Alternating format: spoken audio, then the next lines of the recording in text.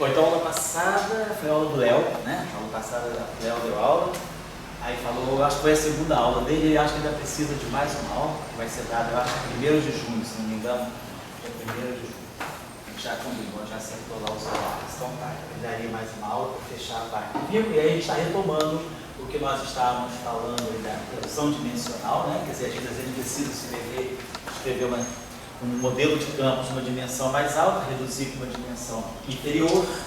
E depois vamos falar do termo que é típico de 3 dimensões espaciais, pode também estender para 5 dimensões espaciais. Vamos colocar esse termo aqui, é o termo de Jan Simons aqui, e vamos falar, deixar iniciada uma abordagem já a questão da compactificação, que a gente vai retomar depois também, quando fizer o formalismo covariante. Eu vou preferir falar da compactificação usando a formulação covariante, que é mais econômica, mas por enquanto já vou começar a falar. E depois a gente vai entrar na formulação de Euler-Lagrange já para campos, né? Ainda não covariante, vai entrar na covariante. Coisinha só que eu queria falar, pelo que eu tenho discutido mais aqui com o Gustavo, aquela tarefa que ficou meio coletiva aí, que é caminhando, né? Vocês estão caminhando, parece que já está indo numa direção aí bem, já finalizando, vocês já fizeram uma certa álgebra. E depois a gente queria então marcar um dia de vocês falarem meia hora aí sobre como é que estão as coisas durante a aula. Provavelmente semana que vem vocês podem já dar assim, um update do que está acontecendo, tá bom?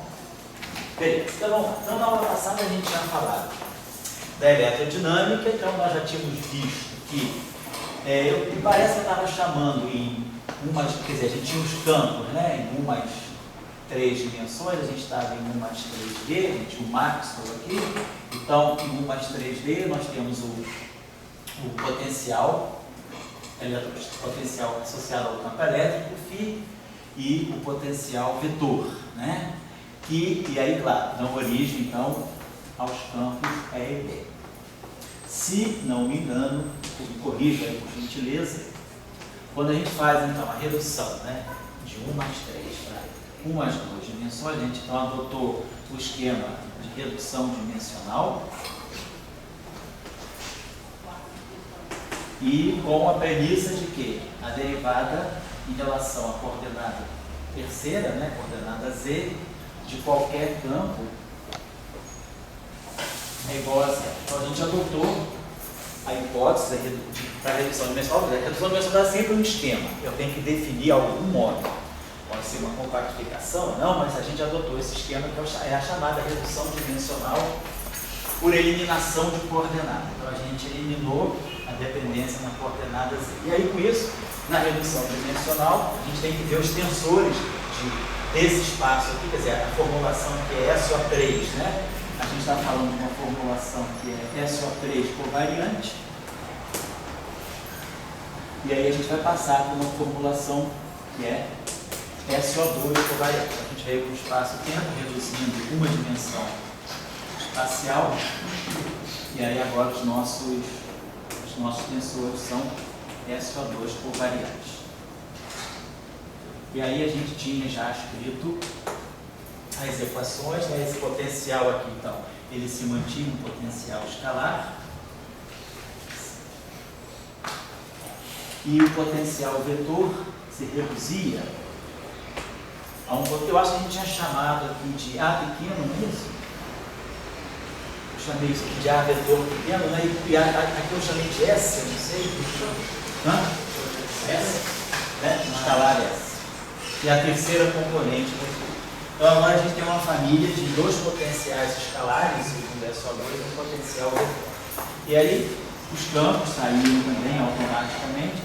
O campo elétrico se reduzia no campo elétrico E vetorial, e aí a gente chamava, eu acho que esse campo aqui, esse E gótico, de escalar, e aqui a mesma coisa, um campo B pequeno, então aí aqui é. Isso a gente tinha o campo B se reduzia. Eu acho que aí há um B pequeno e há um B gotizado aqui. Era isso que eu fazia? Eu chamava esse B pequeno de escalar, não é o contrário? Não, acho que é o contrário. É o contrário. Então esse aqui era o B gótico, né? E esse aqui que é o B pequeno, que é o vetor, né? Isso. Foi isso que eu fiz, tá bom. Então tá. para lembrar aí a notação. Então a gente estava agora numa notação que era propaganda, que é essa lá, né? E agora, vamos fazer o seguinte.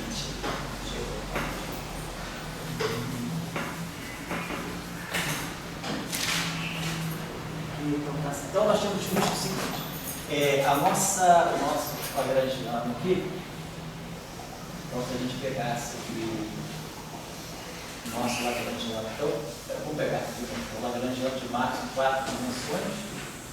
Lá no início do curso a gente tinha visto como compor o Lagrangiano de Marx a partir do φ do A, colocando a expressão genérica mais geral possível e fazendo o match com as equações de Marx. A gente viu, a gente acabou vendo aqui nas aulas, né, que o Lagrangiano de Marx adquiria essa forma de algo desse tipo, em 4 dimensões, é 2 menos C2V2. Então é isso que ele... Então, de qualquer maneira, se a gente agora faz a redução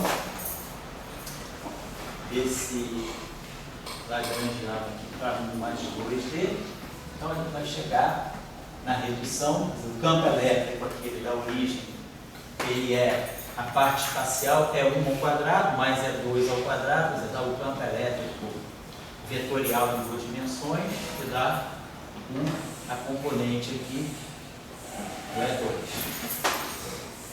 E a mesma coisa aqui, esse P2 aqui, ele dá origem a esse P aqui, e menos C2P2. Então, claro que com isso aqui, a gente, pelo princípio, a gente agora já sabe expressar cada campo desse aqui em termos do potencial, dos potenciais. Agora, lembrando só que eu tenho um potencial novo, que é o potencial S, né? Então, a gente vai fazer o princípio variacional ali, aplicar a variação em relação a φ, a pequeno que S, né? Quer dizer, o que a gente tem que fazer aqui é variar em relação a φ, variar em relação a A e variar em relação a S. Isso aqui então dá origem para nós, né, ao Maxwell, as equações de Maxwell em 1 mais 2. Então não vou fazer isso, porque isso é uma etapa aqui. A gente na aula passada tinha reduzido as equações diretamente. A gente fez a redução dimensional das equações. Oi, fala. Faltou o vetor no B gótico aí. Oi, faltou o vetor no B gótico. Você colocou. Aqui, né? Isso. É isso que Era para ter tirado o vetor. é daqui, né? Ao contrário, é isso? É, aqui que é o B, né? Aqui que é o vetor, né? É isso, né? Obrigado. Então, aí vocês... Vai dar a mesma coisa. Na aula passada a gente reduziu as equações e ganhou a equação para E pequeno, E gótico, B gótico e B pequeno. Aí agora, obter a mesma coisa, só que fazendo pelo princípio variacional. Nós reduzimos a ação, né, e essas componentes, então a gente vai reobter Maxwell em 1 mais 2. Fica aqui com tarefa. Porém, a novidade aqui, em relação a aqui,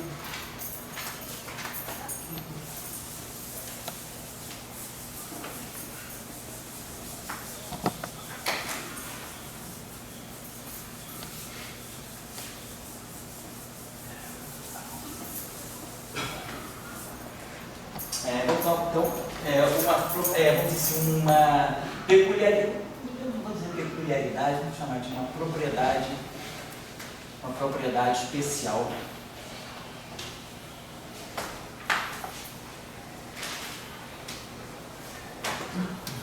mais 2, que é o seguinte, já imaginando que nós estamos falando da eletrodinâmica, agora assim, especificamente de 1 mais 2, não, sem, vamos dizer, sem uma redução dimensional, é uma propriedade especial de 1 mais 2D que ela não retroage a 4 dimensões, sem, vamos dizer assim, sem contrapartida em 4D.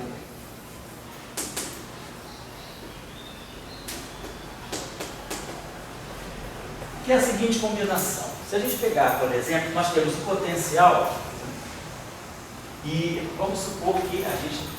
vamos trabalhar com os dois potenciais. A gente viu que a gente tem o potencial elétrico, o potencial magnético e o potencial escalar, que é residual das 4 dimensões. Vamos, e nós temos os campos, né, também vamos botar aqui, perdão. Os campos são o campo E, o campo gótico, e aí o setor magnético, que é o B, e o B vetor. Vamos observar o seguinte, né? Esse campo aqui, que é o B vetor, esse campo aqui, então, na nossa notação, esse aqui é menos gradiente de φ menos dA dt. Esse campo aqui, não, ele é gradiente, ele é o gradiente de alguma coisa, né? Esse campo aqui é o divergente de alguma coisa. Esse aqui é o vetor, esse campo aqui é o que vem do rotacional de A.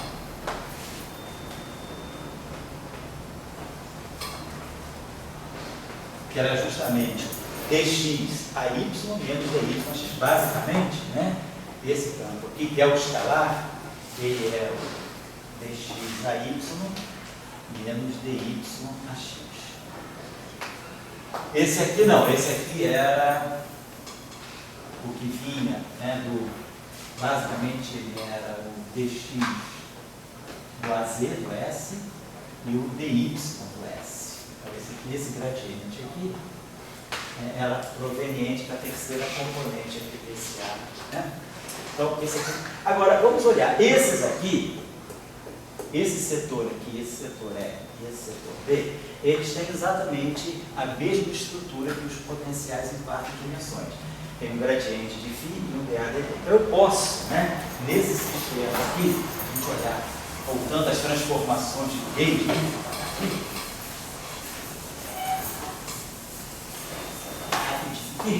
Se nós voltarmos às transformações de Gauge, lá em 3 dimensões, né? A gente tinha aqui o filinha.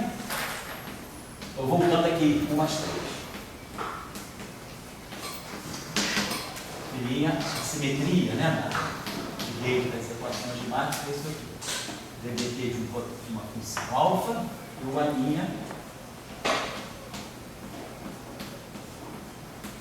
tá? Menos o gradiente. Bom. Se a gente fez, então, quando a gente fez a redução dimensional agora, né?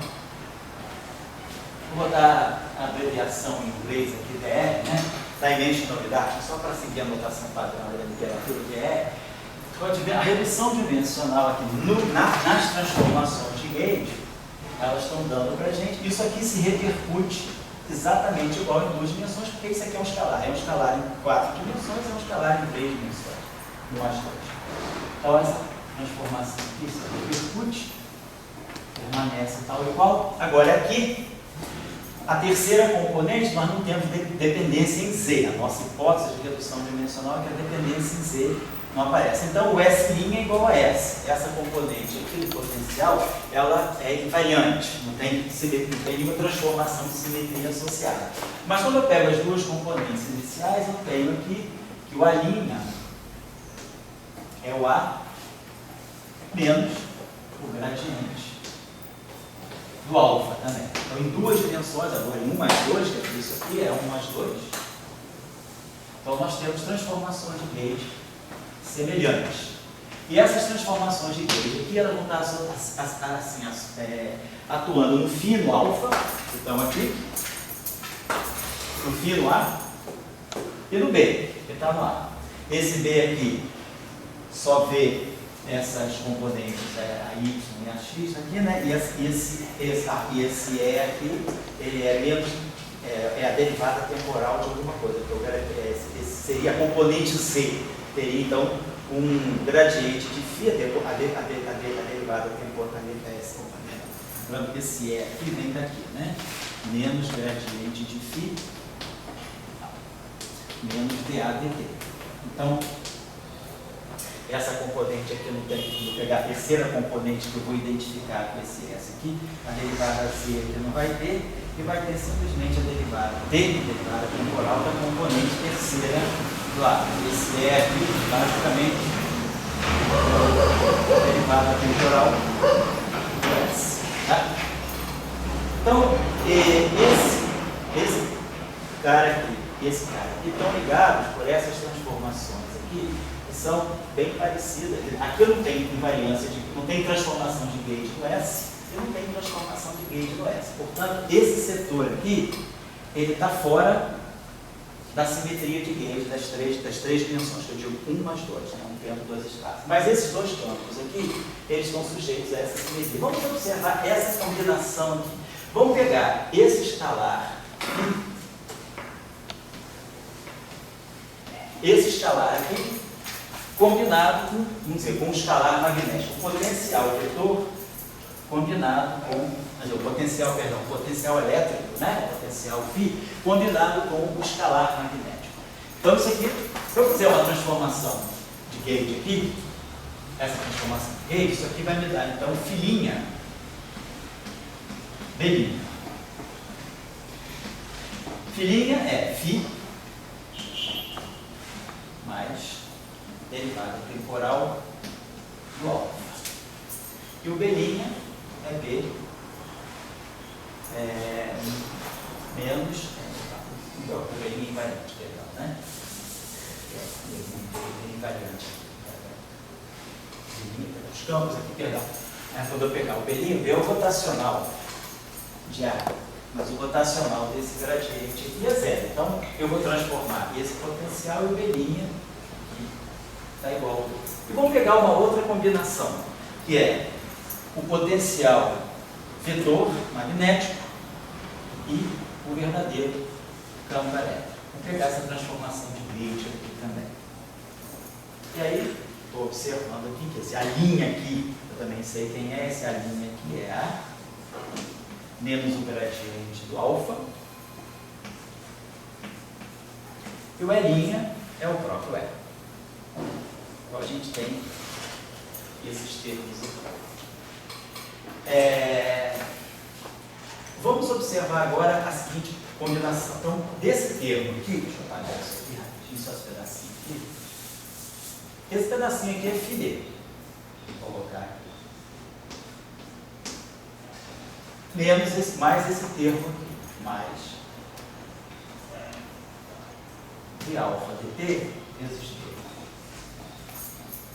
Então, estou separando os termos. E esse termo aqui é o A escalar E. Quer dizer, a diferença, a transformada é o mesmo termo mais esse termo. E esse termo aqui, que é menos o menos gradiente de alfa, escalar E. Certo? Alguém me chamou? Fala. Se eu digo o epsilon, eu estou chamando de epsilon, o epsilon é esse aqui, o E, esse é gótico, ou é esse que você está falando? O que parece mais. Esse é. O epsilon e o Bzinho não se transformam. Esses aqui não tem transformação de gauge, porque então, eles dependem do S. E o S é escalar. E o S é um escalar invariante de gauge, porque a derivada Z, se eu pegar a componente Z dessa equação em 4 dimensões, o A' é a componente Z, né? A terceira componente. O A'Z é o S'. A componente Z do A é o S. E aqui fica menos dz do alfa. Mas aí, pela nossa hipótese de redução dimensional, nada depende de Z. Então, isso aqui, por hipótese de redução dimensional, é zero. Então, S' igual a S. Então, esse nosso potencial escalar, que aparece na redução dimensional, que é a terceira componente do A tridimensional, ele não está sujeito à transformação de gauge. Então, aí sobrou os outros dois que são. Que são os Por outros que dois. você não trocou o B ali? Aqui eu só sorrindo assim, tá? Não, Belinha é igual a B. Belinha igual a B. Porque a transformação de gauge desse cara, B é rotacional de A. Se eu fizer a transformação de gauge no A, a linha é A mais gradiente de alfa, rotacional do gradiente zero. Então, o A' dentro do rotacional, tanto faz botar A quanto a linha. Certo? Então, esse objeto aqui é o campo, né? O campo magnético é invariante de gauge, o campo elétrico é invariante de gauge, porque aqui vai ser o rotacional do gradiente é zero e no A vai ser essa combinação. O E' vai ser o filinha é φ mais derivada temporal do alfa. E aqui vai aparecer a derivada temporal do gradiente. O termo aqui vai cancelar isso aqui. tem um sinal mais aqui, um sinal menos aqui, cancela. Então o L é invariante, o E é invariante, o B é invariante. Certo? Legal? Igual de quarta dimensão. Muito bem. Ah, quem me chama? Tá. Professor, essa conta aí de cima do B. E no final você, o B, cadê? O B gótico virou o B normal. Ah, eu errei. Errado, obrigado. É tudo gótico. Estou sempre dando desculpa, estava errado. Agora vamos escrever esse termo assim da seguinte maneira. Isso aqui é a derivada de. Vamos escrever esse termo aqui como sendo uma derivada total, derivada de alfa B, menos alfa, derivada de zero. Simplesmente escrever essa pela regra de Leibniz, né? Esse resultado dessa forma. Então vamos escrever esse termo aqui como sendo menos alfa derivada temporal B mais derivada temporal produto alfa. E a mesma coisa aqui. Aqui eu tenho gradiente de alfa, né? Então, eu posso escrever a divergência de alfa é o gradiente de alfa escalar campo elétrico mais alfa divergência do campo elétrico. Então esse termo aqui, esse termo que está aqui eu vou escrever desse modo. Esse termo aqui eu vou escrever como sendo menos, né? Então isso que está aqui, eu vou escrever como sendo isso aqui menos isso. Só que tem um sinal menos na frente. Então vai ficar menos. Esse termo vai aparecer mais, vai aparecer mais alfa, divergência do E. Assim, né? E menos divergência do alfa. Vamos escrever desse modo assim. Tá legal. Então nós estamos vendo que a diferença, esse termo aqui deixa de ser invariante de Gauge, tá? Com essa combinação aqui, φD e A escalar E, essas duas combinações não são invariantes de Gauge.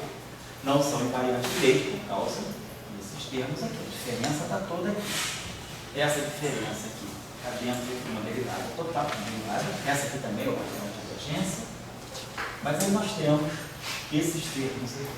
Mas vamos lembrar o seguinte, na aula passada, eu tinha tirado também as equações, né? A equação de Marx por Gauss, isso aqui. E quando a gente escreveu as equações de Marx em 3 dimensões, 1 mais 2, né? A gente tinha uma equação de Marx que envolvia, né? Como a gente tem aqui, vamos lá. A gente tem aqui, vamos escrever que o nosso é menos gradiente de φ menos PA dt e o nosso B, esse B aqui, né, é rotacional de A. Então se nós fizermos se eu tirar o rotacional desse cara e o rotacional de E, é o rotacional do gradiente menos ddt do rotacional de A, que é o V. Então, nós temos essa equação de campo aqui, o rotacional de E, que eu vou colocar aqui. Lembrar dessa equação quadrada. Vamos dizer, é a Faraday lens em umas 2 dimensões. Rotacional de E igual a menos dB dt. Esse B aqui é um escalar, mas o rotacional é um pseudo-escalar, mas o rotacional em 2 dimensões também é um pseudo-escalar, então está tudo, do ponto de vista tensorial, está certo. Isso aqui é um escalar, pseudo-escalar, e isso aqui é o pseudo-escalar. Vou apagar isso aqui. Tá legal. Então, se nós observarmos, vamos olhar essa combinação aqui. Essa combinação aqui tem um dB/dt. Essa combinação aqui tem um divergente de E. Vamos pegar uma outra combinação aqui. Nós vimos que em 2 dimensões, né, duas dimensões planares, nós podemos, além de definir, além dos vetores, a gente pode definir também os duais dos vetores. Então, por exemplo, se eu pegar dois vetores, vou pegar um vetor V, escalar vetor U, né? Como é que a gente tem essa combinação aqui? Então, isso aqui é VI, UI, propriedade típica do masculino, né? E aí a gente sabe que a gente pode definir o dual. O dual do vetor V, é epsilon IJ, por exemplo. Então, se eu escrever, por exemplo, o dual do U é a mesma coisa. Se eu pegar essa equação aqui e escrever em função do dual, eu posso escrever isso aqui como sendo VI. Vamos inverter essa equação aqui. Se eu quiser inverter essa equação, eu multiplico aqui por um epsilon KI. Então, nós vamos ter que o VI é menos epsilon IJ vezes J, certo? Só inverter essa relação, ao contrário, essa equação aqui como um epsilon KI, porque I é o índice livre, não saturado. Então, epsilon KI vezes I, epsilon KI, epsilon IJ, em duas dimensões dá menos delta IJ. Então, tem esse sinal menos que vem por causa dessa relação aqui, e aí a gente expressa esse objeto aqui, inverte essa relação. Então, na verdade, né, a matriz epsilon é uma matriz 0, 1, menos 1, 0. O inverso dessa matriz é menos 0. É 0, menos 1, 1, 0. Essa é a inversa dela. Então, por isso que aparece esse sinal menos. Isso aqui eu estou, na verdade, invertendo essa matriz aqui. O inverso dela é menos 0. Só para lembrar vocês esse sinalzinho menos. Então, eu vou escrever essa relação aqui em função do dual. Eu posso escrever esse menos aqui. Aqui vai ficar epsilon I J, mantenho esse VI, mas aí eu vou usando aqui esse UI, ele vai ser menos epsilon J, útil J, em função do dual. Útil J. Então, essa relação aqui eu posso escrever, se vocês quiserem, eu posso trocar também, ó, menos IJ é JI, JI VI dá VTIL, então eu posso escrever essa relação, eu posso colocar aqui também o dual, então isso aqui poderia ficar VTIL, escalar útil. Então, quer dizer, o produto escalar dos dois vetores iniciais, originais, é o produto escalar dos duais. É o dual, a dualidade reproduz, né, mantém o produto escalar. Mas eu posso escrever essa relação aqui também como sendo um produto vetorial. Isso aqui é menos V vetorial o dual. Certo? Epsilon IJ, VI, o J. É o produto vetorial de V com esse dual, esse sinal menos. Ou se eu quiser também, eu posso manter, né? Poderia manter, vamos deixar você ver o que eu poderia fazer o contrário, expressar esse cara em função do dual e deixar esse aqui ficaria VTIL, né? O I. Então, eu estou querendo dizer que o produto escalar em duas dimensões, ele pode ser colocado sob várias formas. É o produto escalar de dois vetores, é o produto escalar dos seus duais, ou eu posso escrever como um produto vetorial de um vetor pelo dual do outro. Quando eu mantenho um vetor na forma original e dualizo o outro vetor, o produto escalar vira um produto vetorial. Só para eu chamar a atenção disso aí para vocês. Deixa eu apagar isso aqui. Vamos lá. Agora vamos ver, então essa relação aqui para nós fizemos essa relação aí do A com E. Então, eu vou tentar agora ver uma outra relação aqui, que seria a outra possibilidade. Eu posso também fazer o produto escalar do A com o do atil, né? Do A com o E dual. Como se eu pegasse essa combinação aqui. Nada me impede de pegar essa combinação aqui. Essa combinação aqui, para nós, vamos ver então a transformação de gauge. A transformação de gauge do E é invariante de gauge. Então, tanto faz, ele quanto o dual dele são invariantes de gauge. Se eu pegar essa combinação aqui e vir qual é a invariância de gauge dele, a transformação de gauge dele, claro, a transformação de gauge vai ser vai ser a mesma do A. A linha é A menos gradiente de alfa. E isso aqui, escalar, é dual. Certo? É dual porque é invariante de gauge. Certo, Alexandre? O dual do campo é invariante, legal? Porque o campo é invariante, o dual do campo continua sendo invariante. Então, a mesma razão pela qual eu mantive que B' é igual a B e que o L' é igual a E, o etil' é igual ao etil, certo? Invariante de B. Muito bem. Vamos então trabalhar esse termo. Então, esse termo aqui reproduz o que eu quero. Tá? Escalar dual do campo elétrico. Agora nós temos esse termo menos gradiente de alfa escalar etil. Vamos expressar esse termo aqui. Esse termo, como está aqui, ó, isso aqui é DI do alfa etil I. Mas esse etil I eu vou escrever usando o dual. Isso aqui é DI alfa epsilon IJ EJ. Certo? Só usando as definições. Estou fazendo esse produto escalar aberto em componentes. E aí estou usando a definição do dual em função do campo original. Então, esse termo aqui, ele vai dar, posso escrever esse termo aqui segundo duas coisas. Eu posso pensar que esse termo aqui é DI de epsilon IJ alfa EJ, e aí menos, né? Usando Leibniz, menos alfa epsilon IJ DI EJ. Só usei Leibniz. Deixa eu apagar isso aqui. Então, esse termo aqui, eu posso escrever então desse modo. Vamos botar. Isso aqui então vai ser igual a isso, vai ser então igual a escalar etil.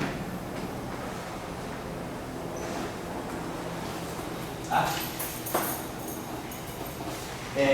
Menos, então eu estou substituindo esse cara aqui, tudo isso, menos DI.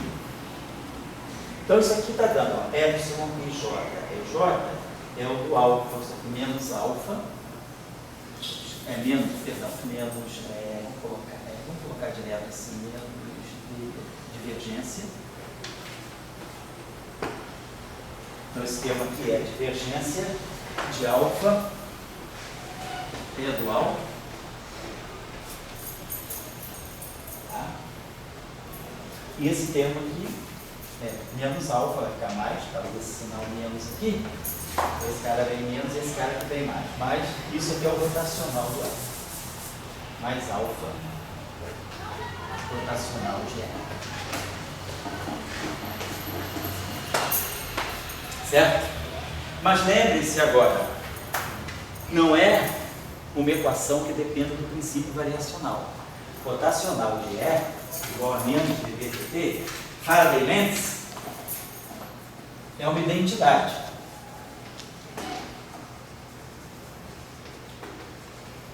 Ela não depende, né, eu refletir. É uma equação de campo, mas que aparece sob a forma de uma identidade por causa das relações entre os campos e os potenciais. Então, eu vou substituir esse rotacional de E aqui. Então, vamos escrever essa relação ainda assim. A escalar etil mais menos a divergência de alfa etil. E aí aqui mais alfa rotacional de E. A rotacional de E é menos dVdt. Vou botar aqui menos alfa dVdt. Então aqui eu estou usando Faraday-Lentz.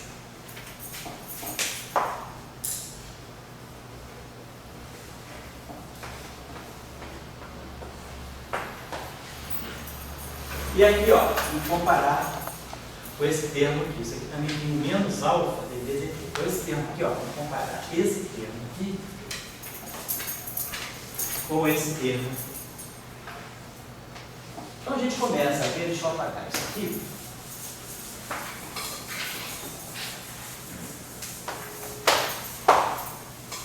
Vamos pegar essa combinação então φB. Então se eu tiver φ B I menos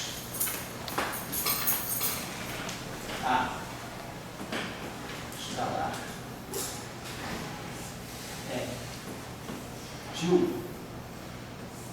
estou pegando essa grandeza, pegando essa, deixa eu até ficar mais explicar se eu quiser. Pegar essa combinação aqui e fazer a transformação de gate dela. Então, se eu pegar essa equação, então estou pegando essa equação, estou abandonando essa. Estou usando essa equação porque ela me traz um termo igual aquele, o alfa deveria ficar. Pegando essa equação, então vamos esquecer essa.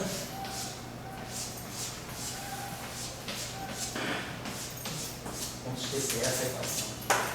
Então vamos pegar essa combinação. Φb menos a escalar E. 2. A igual do E. Então isso aqui vai ficar Φb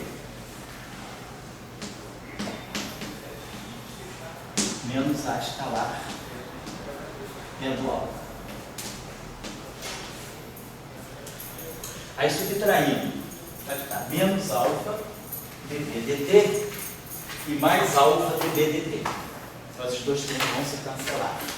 E vai ficar aqui um derivado temporal de alfa d menos divergente do alfa é do alfa. Então o que a gente está vendo é que esse termo aqui, essa combinação de campos aqui e potenciais, ela difere dessa por dois termos que são derivadas totais. Uma derivada total do termo e uma divergência. Então, se esses termos estão dentro de uma ação, se eu agora estou pensando não numa Lagrangiana, numa densidade de Lagrangiana, mas se eu estou pensando numa ação, então se eu pensar que aqui eu vou fazer integral, né? Em duas dimensões espaciais, né?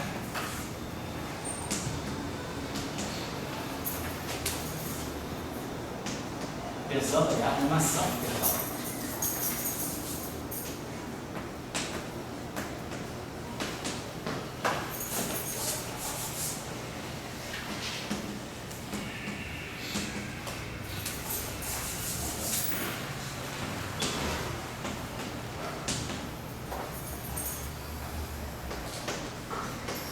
Então, usando aquela nossa hipótese de que nós estamos lidando em um regime perturbativo, onde a gente não espera ter campos fontes do infinito, que os campos caem suficientemente rápido a zero no infinito, esse termo aqui vai medir simplesmente o campo e a função na fronteira do espaço e tempo, e a mesma coisa que o teorema de Gauss aqui em duas dimensões.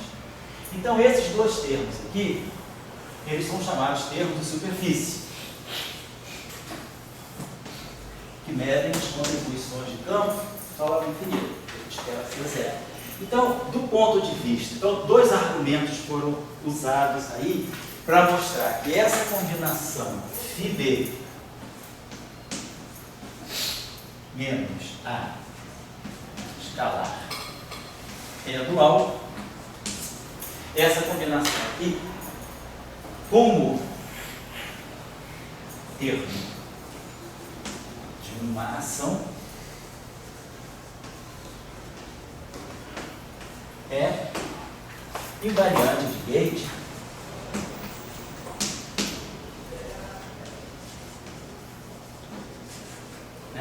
a menos de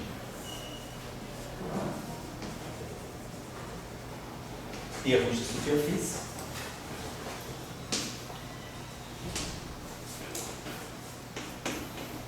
e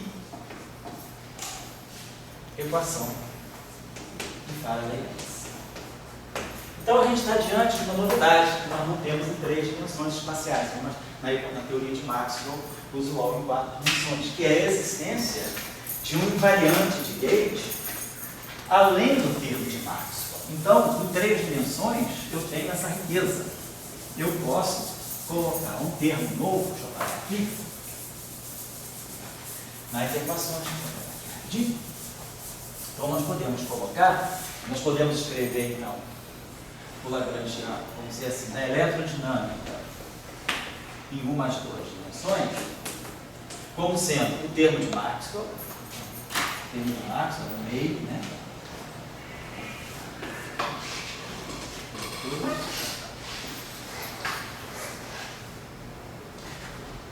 menos C2V2 e faz esse termo aí, que eu posso escrever, posso botar aqui um parâmetro, que eu vou chamar, sei lá, um parâmetro psi, parâmetro. Aquele B eu acho que não é o lógico. Esse aqui? Esse aqui é o gótico, não é? Esse é o rotacional de ar. Para que isso aqui seja invariante gay, esse aqui tem que ser o rotacional de ar. Não é, o gótico não é isso aqui? Tá certo? E aí o B pequeno, então o E o E também é outra coisa. e o S é outra coisa. O E, não. Eu acho que essa confusão não é que está fazendo. Porque é verdade. Campo elétricozinho, duas dimensões, e um campo magnético, pseudo-vetor, ou pseudo-escalar magnético, duas dimensões. Maxwell. Claro que eu posso ainda, desculpa que vou manter aqui, né? A gente pode botar que eu tinha o E2 mais o E2 menos C2V2. Vou colocar assim. É o máximo completo, feito de 4 dimensões. E aqui agora a gente vai colocar esse termo novo aqui, que é típico das 3 dimensões de máximo temporais, que vai ser essa combinação φ B menos A.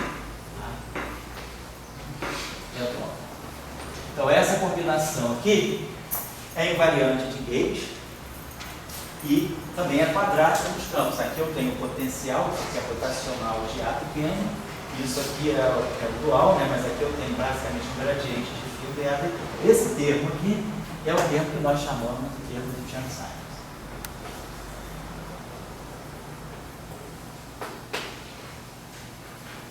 Ele é linear na derivada, ele só tem uma derivada, aqui ele só tem um DDT, e aqui ele só tem um gradiente e um DDT. Esses termos aqui são quadráticos das derivadas, porque vai ser ao quadrado, então tem um gradiente de φ ao quadrado, tem um DADT ao quadrado, então esse termo aqui, claro, ele domina na região de grandes frequências, né? Porque ele vai ter sempre derivada ao quadrado. Então esse termo aqui domina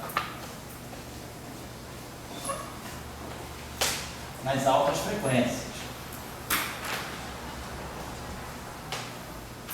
Esse termo aqui não, esse termo aqui só tem uma derivada. Então ele é linear na frequência, uma derivada temporal. Então no limite de baixa frequência, esse termo domina sobre esse. No limite de alta frequência, Maxwell domina. No limite, então essa riqueza a gente tem na eletrodinâmica em 3 dimensões. Em 4 dimensões não, tudo é quadrático. Aí a relação de dispersão é quadrática. Então a gente tem um comportamento único. Aqui não. Se eu estiver trabalhando com ondas numa região de altas frequências, esse termo domina, porque é ômega 2. Esse termo aqui é ômega. Então, mas esse termo aqui tem um caráter de... Ele dá o comportamento dele na região das baixas frequências, ou seja, dos grandes comprimentos de onda. Domina para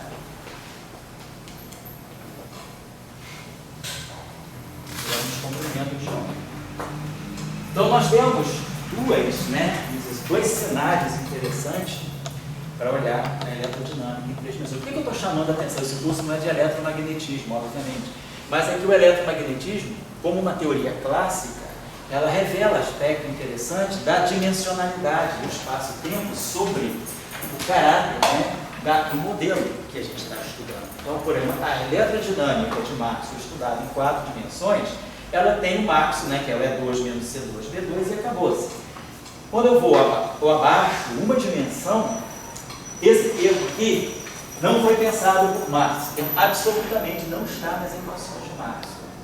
Está fora aqui dessas equações, vamos dizer que a gente, até se a gente quiser ser simplista, a gente pode zerar esse setor aqui. Vamos dizer que a gente esteja trabalhando num regime em que o setor que vem da redução dimensional seja trivial. Então, se a gente quiser pegar o Maxwell convencional, planar, esquecendo o setor que vem da redução dimensional, é uma seção particular da teoria eletromagnética planar. Eu posso esquecer aqueles dois campos. Então, se a gente quiser pegar, vamos dizer assim, o eletrodinâmica genuinamente planar,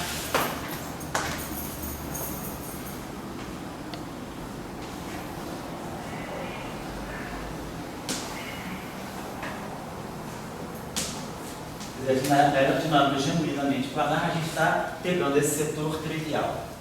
O E é zero, assim, né? E o B também é zero.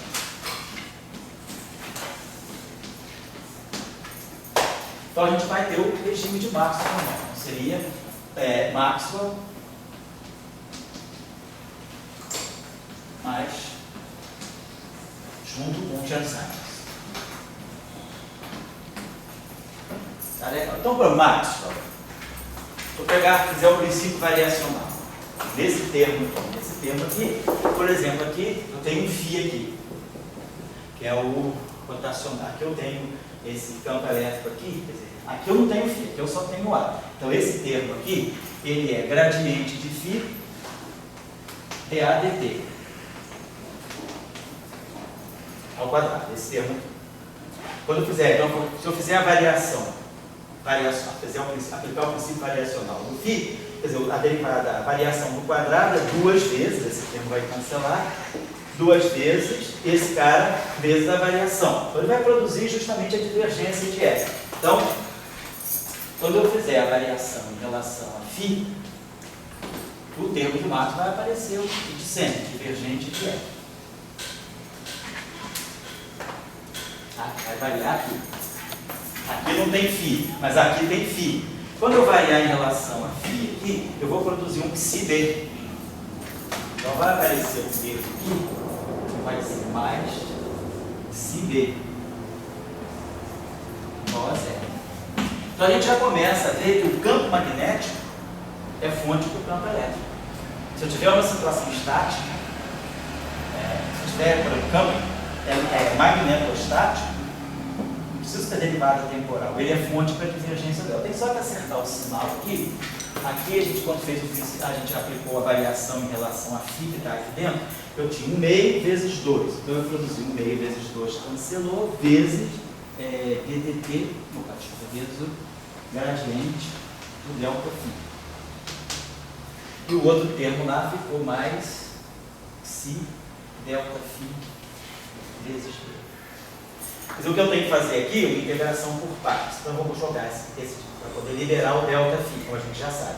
Produz a divergência do campo elétrico. Vai aparecer a divergência do campo elétrico, vai ter um sinal relativo. Então, vamos dizer, aqui vai ter um sinal menos. Certo? Então, essa é a equação de Gauss sem fonte. Não estou colocando fonte externa, não tem densidade de carga. Então, tem um rolo lá direito. Depois, vamos pegar a equação, vamos fazer a variação em relação ao ar. É a tarefa que eu deixei hoje, que era fazer o princípio variacional em cima do seu. Mas vamos fazer o que a gente vai precisar agora. Vamos fazer depois, claro, a gente tem a outra equação, que é o hoje. Vamos fazer a variação em relação ao ar.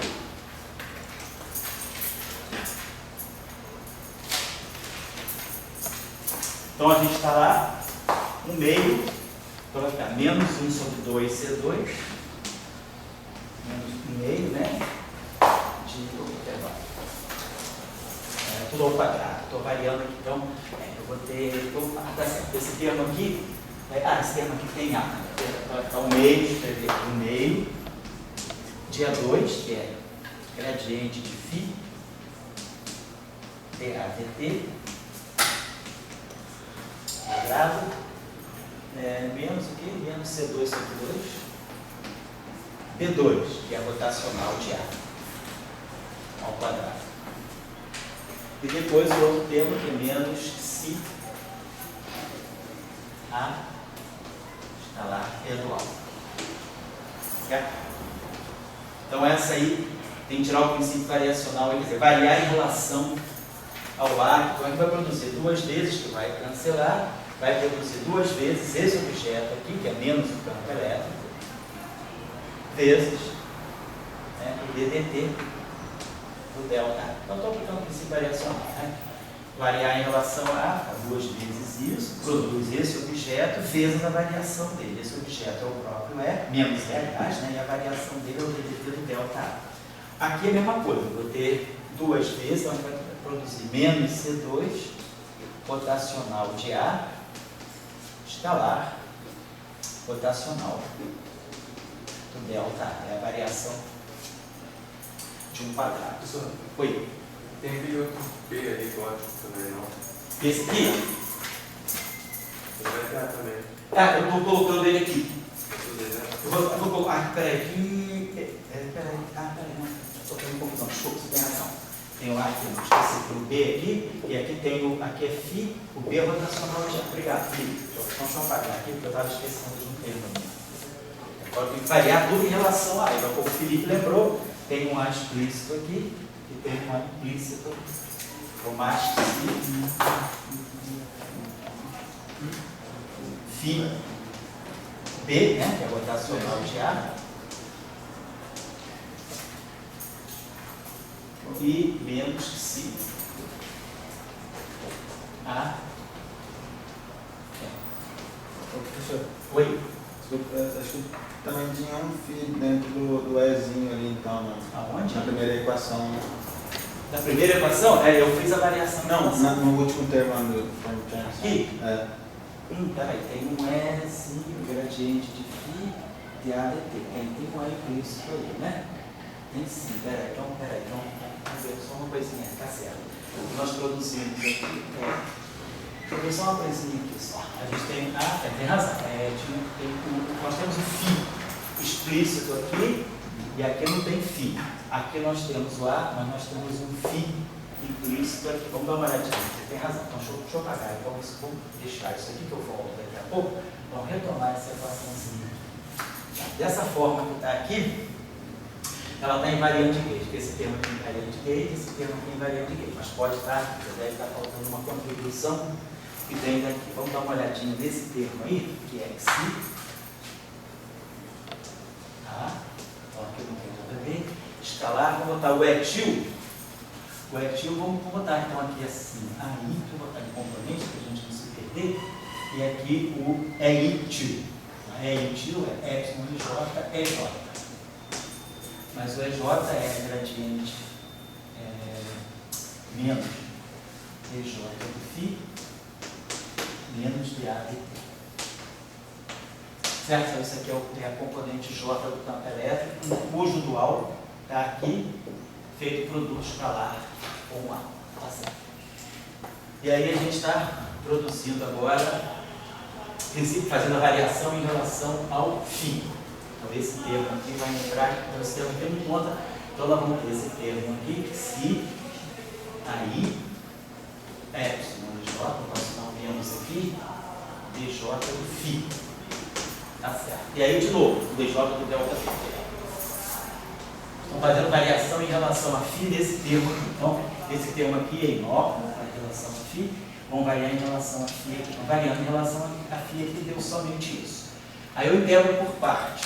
Então eu trago esse termo aqui para cá, fica mais que si, rotacional de conta mais si, e aqui vai produzir o rotacional de A, que é o B. E aí aqui vai ficar o delta. Então tá certo. Então o que está acontecendo aqui é o seguinte, nós temos o si, que sai, a gente variou em relação a esse φ aqui, que variou em relação a esse φ, que tem aqui as duas contribuições, que somos, vamos botar um si sobre 2 aqui. Então essa equação não muda, mas estava errada. Porque o termo que sai daqui vai ser exatamente o termo que sai. Variando φ aqui e variando φ que está escondido aqui dentro e fazendo a integração por parte do sinal, cancela e fica si sobre 2. Então esse termo aqui, na hora que eu vario em relação a φ, ele se soma com esse aqui quando eu vario em relação a φ e dá esse termo. Mas estava errado, porque eu tinha pulado esse termo, né? Estava certo por acaso. Obrigado pela correção aqui. Então, estamos só chamando a atenção aí de novo para quem está fora do curso, está assistindo de longe. Então, eu tinha errado aqui. Tem um φ aqui, tem um φ escondido aqui. Então, eu variei em relação ao φ que está aqui, aqui não tem φ, variei em relação ao φ que está aqui, variei em relação a esse φ, variei em relação a esse φ que está aqui e ganhei então a equação de Gauss-Chern-Simons. Seríamos Gauss-Chern-Simons.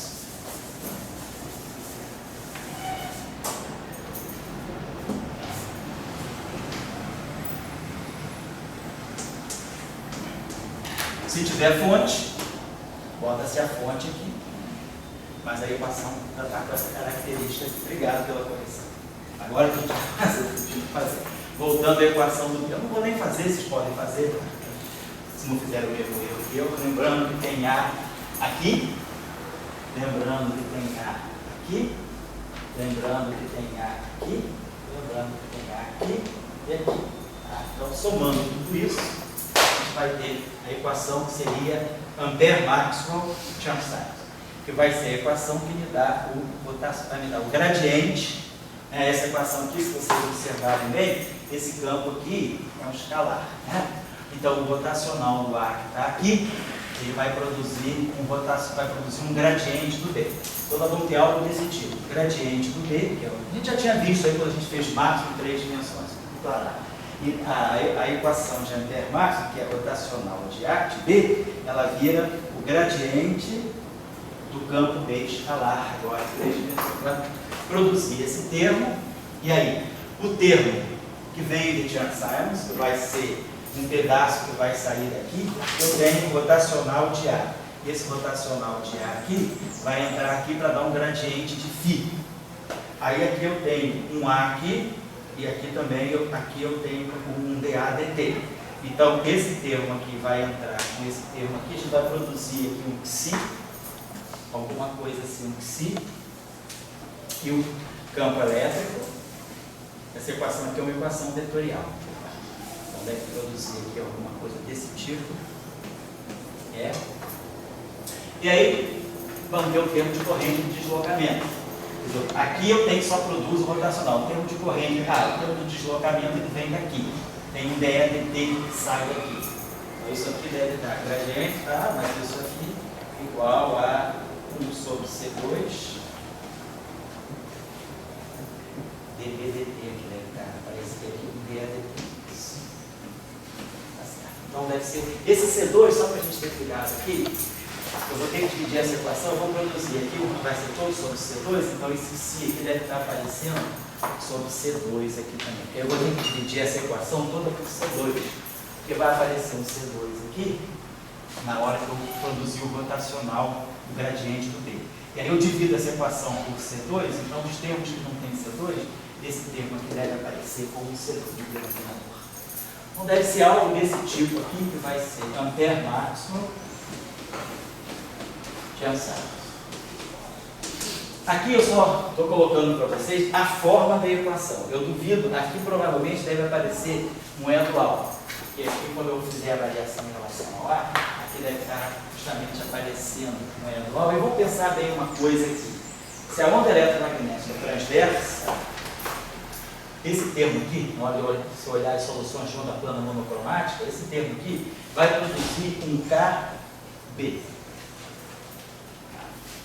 Então, esse campo elétrico aqui, ele deve ser ortogonal à frente de onda. Então, justamente, esse K-til, ele tem que ser ortogonal ao K. Então, quer dizer, deveria aparecer alguma coisa, quer dizer, esse campo elétrico vai estar aqui, se isso aqui está aparecendo aqui como til, né? Então, deveria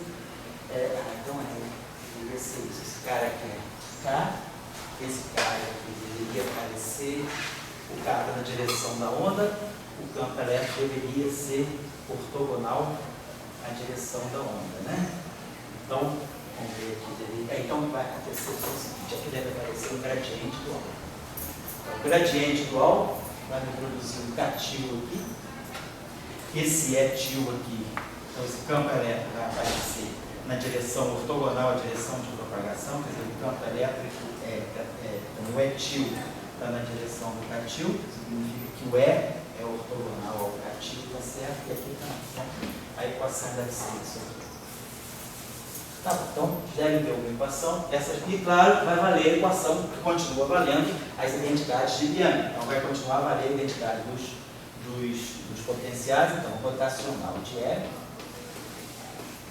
deve continuar sendo menos dB dt. Professor. Oi. Que aí eu já coloco um time só. Porque aí se o E aqui é o K, a gente já coloca um time só. K vetorial E, e se o E é perpendicular, tá certo. Esse cara aqui sobrevive. Pois não? Aqui na aula passada a gente já tinha feito essas mesmas equações Sim. sem signs. Isso. Então, se você tirasse ali o termo de si, teria que voltar igual que foi na aula passada. Tirar o termo de quê? Tirar esse Aqui. segundo termo. Só tem uma coisinha que você tem que prestar atenção. Na aula passada, quando a gente faz a redução de 4 para 3, você tem que ter cuidado com o que vai ser realmente o campo magnético em 3 dimensões e o que vai ser o campo elétrico. Lembra que a gente falou na aula passada que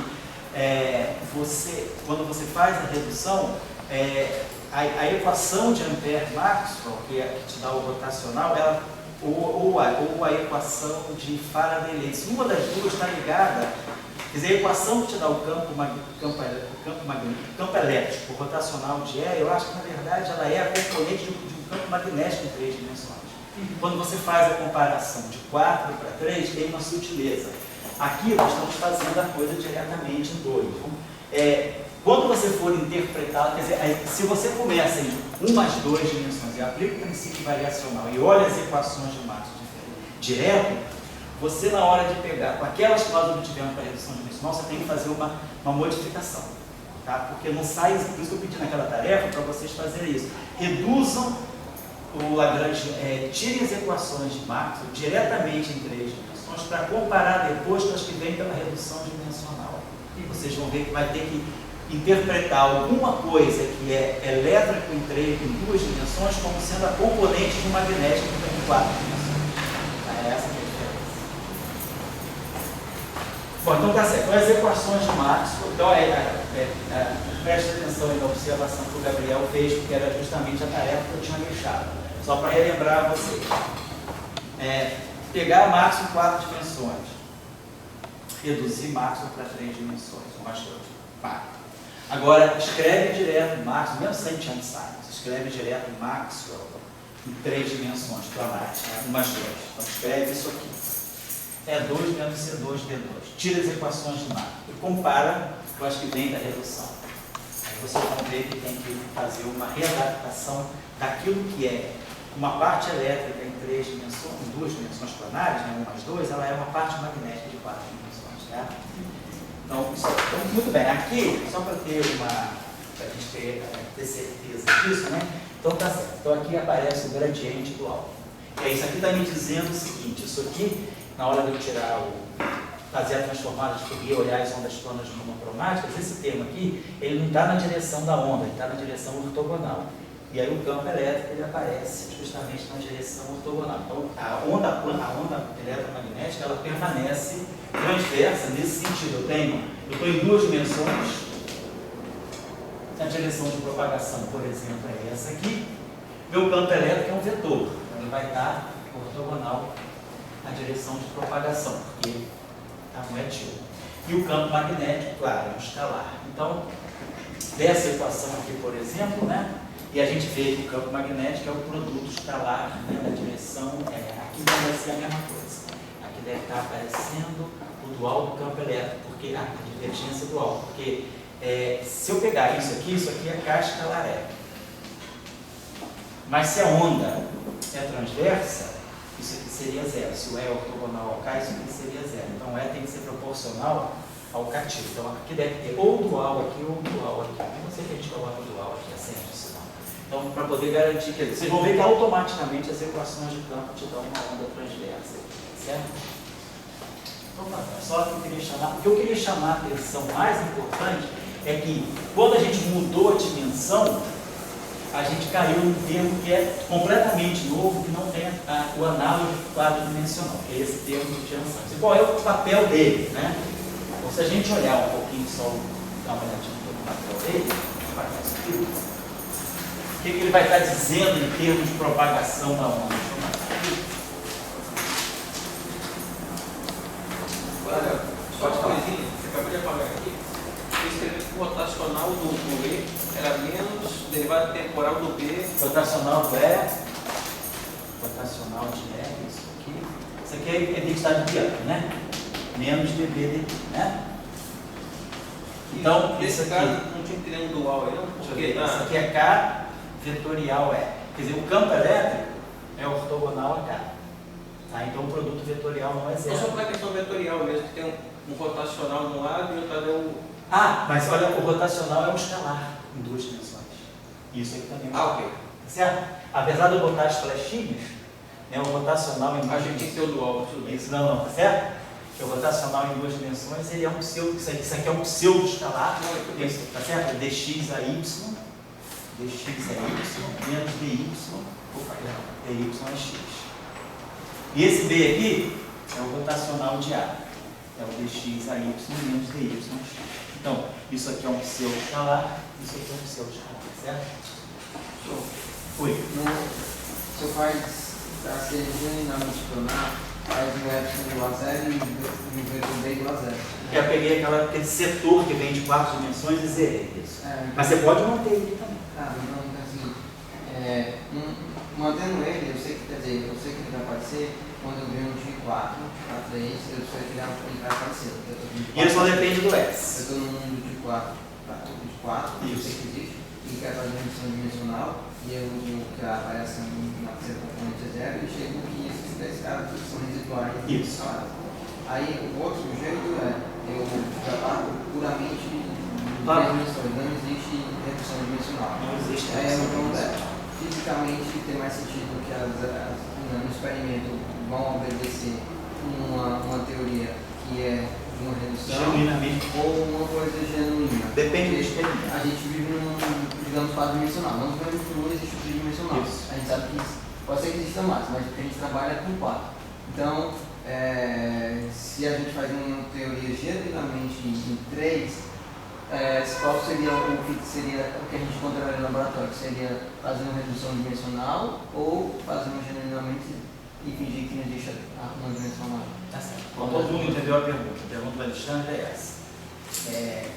Falar de uma teoria planar é meramente uma idealização ou a gente pode, quando a gente fala que a eletrodinâmica planar, ela recebe uma contribuição da eletrodinâmica em 4 dimensões, isso vamos dizer, meramente acadêmico, ou quando eu vou olhar a teoria planar, eu posso pegar uma teoria genuinamente planar, esquecendo que o planar está no mundo tridimensional. Na hora de fazer uma teoria Isso. para laboratório, né? Então, Tá bom? Depende do experimento. Por exemplo, se você estiver falando desses chamados high-TC, dessas cerâmicas supercondutoras, no caso desses chamados supercondutores planares, né, que apareceram a partir de 85, 86, você tem o fenômeno da supercondutividade naqueles chamados planos, né, de oxigênio e cobre. Então, o fenômeno supercondutor é plano, ele se dá num plano. Mas, claro, a amostra supercondutora, ela não é plana, ela tem um volume, ela é um bulk. Então, você tem planos onde a supercondutividade se dá. Mas o teu material é genuinamente tridimensional. Por menos espesso que ele seja, ele é tridimensional. Então, você tem os pares que se formam aqui, os pares condensados, os pares de Cooper, né, que vão fazer a supercondutividade. A supercondutividade agora deixa de ser feita por elétrons isolados, vai ser feita por novas estruturas eletrônicas, né, formadas chamadas pares de elétrons, com onda S, sobretudo, né, com um momento angular relativo a 0. E aí a supercondutividade ela fica sujeita a planos. A pergunta é, será que existe uma correlação entre esses pares eletrônicos que estão num plano e pares eletrônicos que estão em outro plano? Será que, por exemplo, um par daqui pode migrar para cá e vice-versa? Ou seja, qual é a correlação interplanar? Se ela é baixa, uma boa aproximação é você pensar que o sistema realmente é planar. Tudo se dá num plano, como se tivesse vários planos independentes. Então, o fenômeno é planar se houver uma baixa correlação entre a física que se passa aqui e a física que se passa aqui. Então, nos supercondutores planares, né, quando vocês olharem a literatura de supercondutividade dessas cerâmicas supercondutoras a altas temperaturas críticas, vocês vão ver que a descrição é feita planarmente por uma teoria tipo de Chern-Simons, porque já se sabe que a correlação interplanar é baixíssima e se você tem uma densidade, vamos dizer assim, de 10 elevado a 23 elétrons que estão aqui, a migração de elétrons entre planos é muito baixa. Você tem tipo 10 a menos 13, 13 ordens de grandeza menor. Então, é uma boa aproximação você tratar o sistema como sendo genuinamente planar. Uma boa aproximação. Mas outra mais rica. Oi? Mais A outra é mais rica. A questão é, aquilo que a eletrodinâmica de 4 dimensões te dá extra, você tem como interpretar fenomenologicamente aí ou não? Não tem. Então, aquilo que a eletrodinâmica nos dá extra, não tem, a gente nesse fenômeno aqui, a gente não tem como incorporar. Então, você é uma boa aproximação, você já desde o início supor que a tua eletrodinâmica que descreve supercondutor planar é realmente planar. Você parte de Boa para máximo. fazer as contas, porque boa para fazer as contas, porque você disse que tem correlação, então existe alguma coisa. A correlação é baixa. Se o teu experimento tiver barra de erro ou incerteza que é menor, né, ou da ordem dos fenômenos que você derivar a partir desses campos extras, então tudo bem, você pode dar um significado físico. Mas de repente a tua barra de erro você tem uma experiência muito precisa. Então, a precisão que você tem aqui, ela não te dá margem, ou certo, tudo bem? Não dá margem de você incluir esses fenômenos extras dentro dessa tua imprecisão. Você tem, às vezes, o teu experimento é preciso o suficiente, né, para que, se a experiência ela tem uma barra de erro maior, você pode incorporar os fenômenos extra nessa margem de incerteza. Mas se a incerteza for muito pequena, ou vamos dizer assim, um processo que tem uma precisão muito grande, você não tem como incorporar esse efeito extra aí. Então, as precisões aí são muito altas. Nós estamos falando de medidas aí que tem uma casa decimal em 10 uma casa decimal, quer dizer, uma parte no bilhão, uma parte em 10 a 9. Então, você não tem como incorporar esses efeitos extra que vêm da eletrodinâmica em 4 dimensões. Você tem um fenômeno que você pode considerar uma excelente aproximação como sendo planar desde o início. Quer dizer que o resto vai para o lixo, né? Vai para o lixo. Pode ser que apareça algum fenômeno. Mas é por causa, no caso, uma coisa momentânea de experimento? No momento você não tem nenhum, você não descobriu ainda nenhum fenômeno que você pudesse incorporar esses efeitos da 4ª dimensão. Tá? Porém, se agora você fala de grafeno, aí é diferente, porque aqui você tem um sistema que não é planar. Então, ele teria efeitos da não planaridade que poderiam interferir no plano. Só que, como eu falei com vocês, a correlação entre planos é muito pequena, então tudo se passa numa boa aproximação, como se você estivesse num mundo realmente planar. Então, para todos os efeitos, você pode colocar o E igual a 0, o B igual a 0. Esses aqui seriam, né, as contribuições extras que seria o resíduo das 4 dimensões no fenômeno planar. Então, você pode desconsiderar isso desse tipo de fenômeno. São os supercondutores de alta temperatura crítica. Agora, nós temos uma situação mais recente, a partir de 2004, né, que é o grafeno. No grafeno, você nem pensa em incorporar os efeitos das 4 dimensões, porque o grafeno é um sistema genuinamente planar. O que você tem de mais planar na física hoje é uma camada monoatômica. Então, você aí já parte com tudo que é tridimensional, você já parte com 1 às 2 dimensões desde o início. Você não tem nem essa consideração de pensar que, de repente, esse fenômeno aqui, ele pode dar algum efeito aqui.